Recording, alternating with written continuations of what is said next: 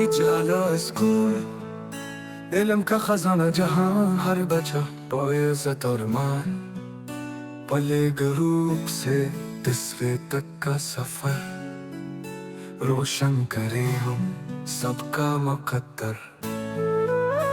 Tuition fees में 50% की छूट, मुफ्त दाखिला खुशियों का सबूत, यतीमों के लिए मुकम्मल फ्री। उजाला स्कूल सबके लिए, वाला में खिला है ये दर, आगे बढ़ी ख्वाब करी मुतबर। इस्ताद शफकत से पढ़ाए रोशन मुस्तकबल की जानिब ले जाए। ट्यूशन फीस में 50% कमी, मुफ्त दाखिला मौका है अभी। 30 दिसंबर से दाखिले का आगाज, उजाला में खुशियों का अंदाज।